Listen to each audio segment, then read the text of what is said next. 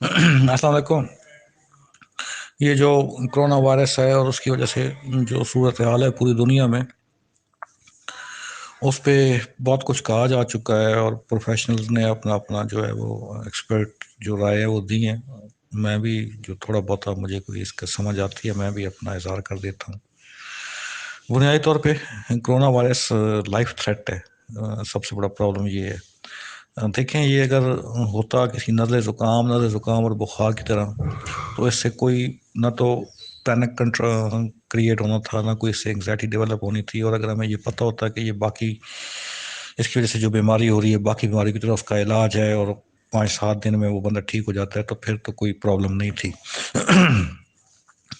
लेकिन इसमें प्रॉब्लम ये है कि एक तो ये लाइफ थ्रेट है और दूसरा सबसे बड़ा मसला ये है कि ये इंसान को इंसान के साथ इसकी ट्रांसफ़र ये होता है। तो ये दो चीज़ें ऐसी हैं जिसने इसको बहुत ज़्यादा पेनफुल कर दिया हमारे लिए।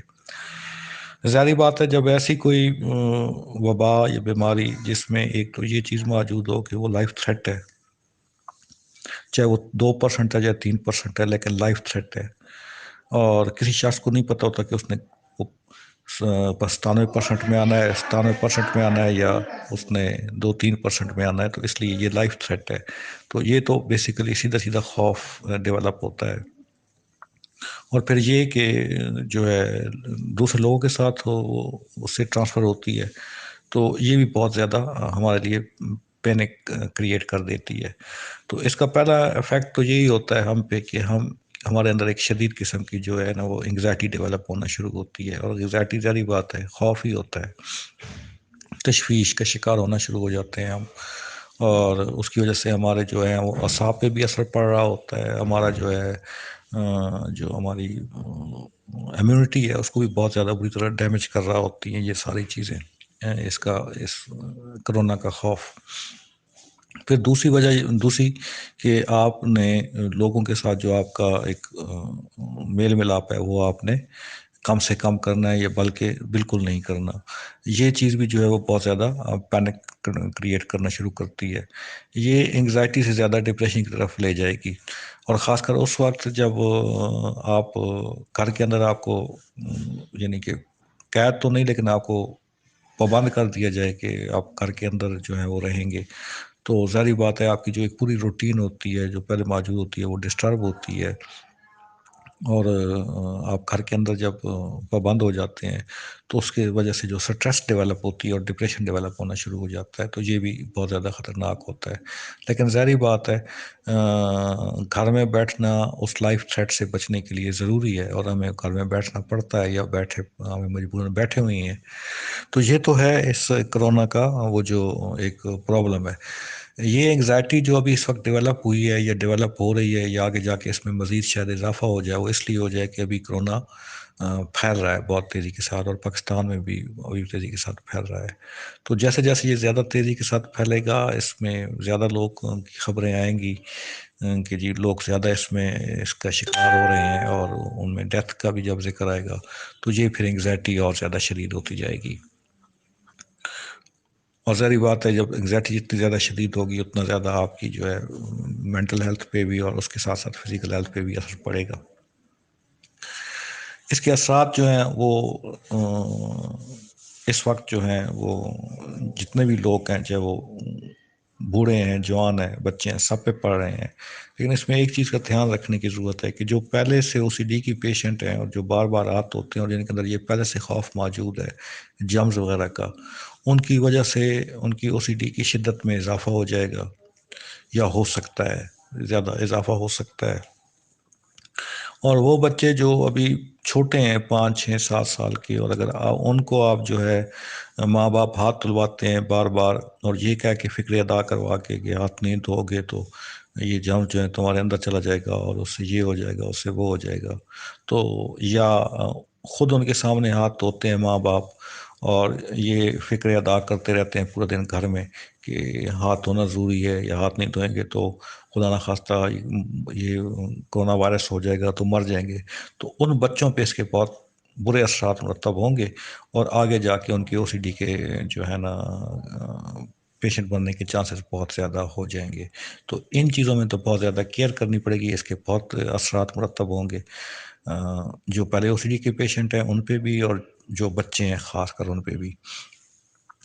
ظاہری بات ہے جن لوگوں کو پہلے ڈیتھ فوبیا یا ڈیتھ انگزائٹی ہے موجود ہے، ان کے لیے اب یہ کرونا وائرس اور اس کے ساتھ منسلکہ جتنی بھی یہ خبریں ہیں وہ ان کے لیے مزید زہر قاتل ہے، اور وہ بہت زیادہ ان کی جو ہے نا جائے گی ڈیتھ انگزائٹی جو ہے ان کو اور بہت زیادہ ان کو ڈسٹرب کرنا شروع کرے گی. یہ مختلف اثرات مرتب ہو رہے ہیں، اور ڈفرینٹ ایجز پہ ڈفرینٹ طریقے سے اس کے اثرات مرتب ہوں گے اور ہو رہے ہیں. اس میں پہلی بات تو یہ سمجھنے کی ہے کہ انگزائٹی یا خوف وہ انسان کے امیون سسٹم کو بری طرح کمزور کرتا ہے. یعنی امیون سسٹم ہمارا کمزور ہوتا ہے اگر ہم بہت زیادہ خوفزدہ ہوتے ہیں.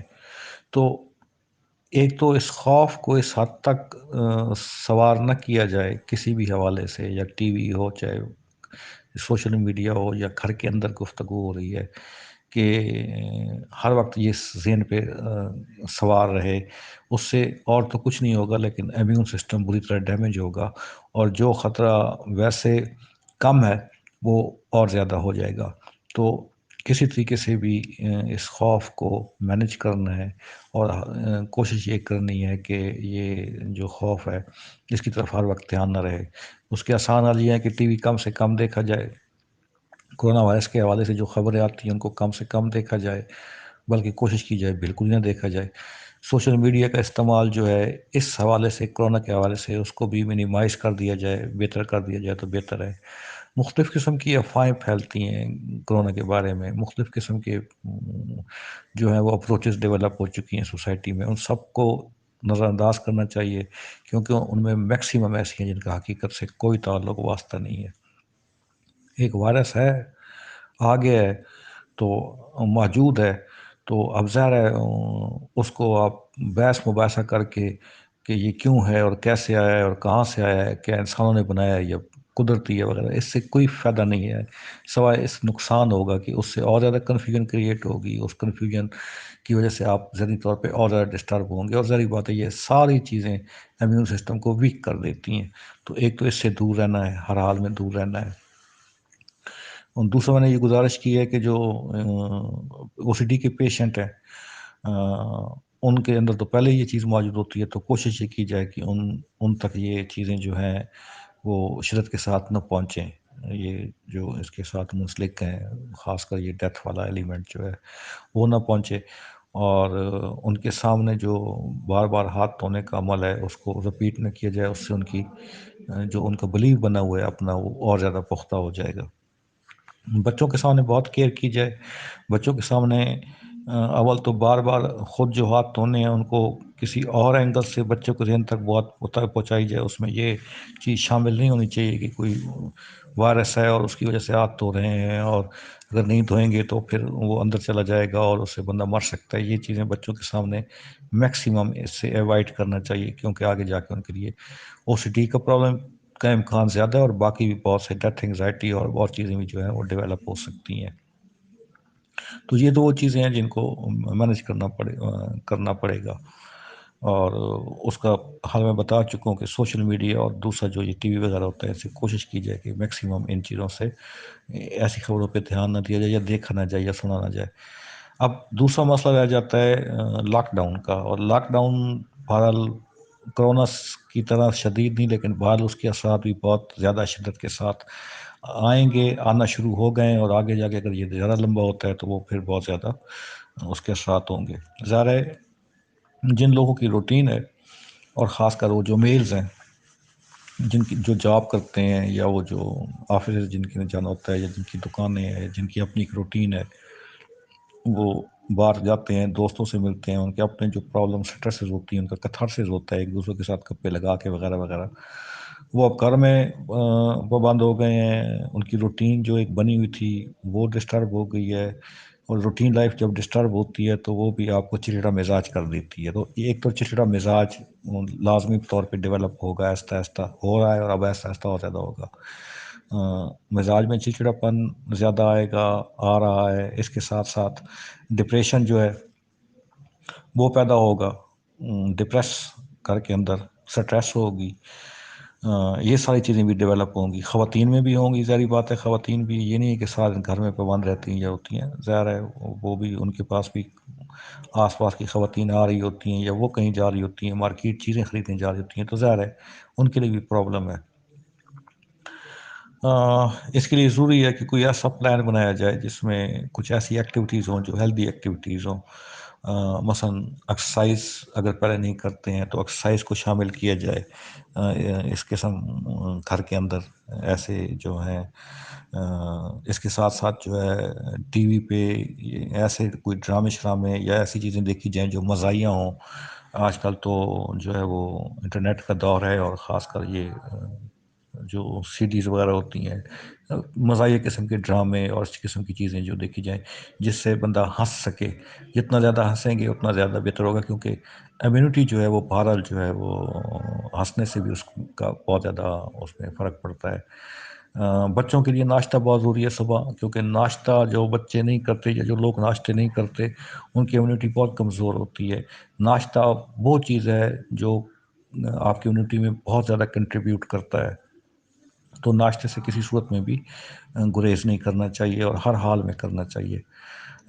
جو اپنا آپ کے ڈائٹ ہے اس کو بہت متوازن رکھنا چاہیے۔ نیند جو ہے اس کو مینیج کرنا چاہیے، یعنی کہ آپ کی نیند پراپر جو ہے جتنی ریکوائرڈ ہوتی ہے ہر ایج کے بندے کو اتنی ہونی چاہیے، کیونکہ اس کا بھی بہت گہرا تعلق امیونٹی کے ساتھ ہے اور اس پہ بھرپور توجہ دینی چاہیے۔ اس میں ایک پرابلم وہ ہے کہ جو لوگ پہلے کسی اور ڈیزیز کا شکار ہو چکے ہیں، مثلا ہارٹ کے ہیں یا لنگس کا پرابلم ہے یا کوئی اور بھی، یا شوگر ڈائبٹیز ہیں، ان پہ زیادہ افیکٹ ہونے کا امکان ہے، اور خاص کر جو اولڈ ایج ہیں تو ان کو بہت زیادہ ان کی جو ہے نگہداشت کرنے کی ضرورت ہے، ان پہ ان کی حوالے سے زیادہ کیئر کرنے کی ضرورت ہے۔ یہ ساری چیزیں ہم کریں گے تو میکسیمم اپنے آپ کو اور اپنے آس پاس کے جو ہمارے ساتھ گھر کے اندر ہمارے فیملیز کے ممبرز ہیں ان کو ہم اس سے میکسیمم جو ہے نا اس کو سیو کر سکتے ہیں۔ تو یہ اس کے کچھ جو ہیں اثرات ہیں، یہ اس کی کچھ مینجمنٹ ہے جو میرے ذہن میں آئی ہے، وہ میں نے آپ کو بتا دیا۔ تھینک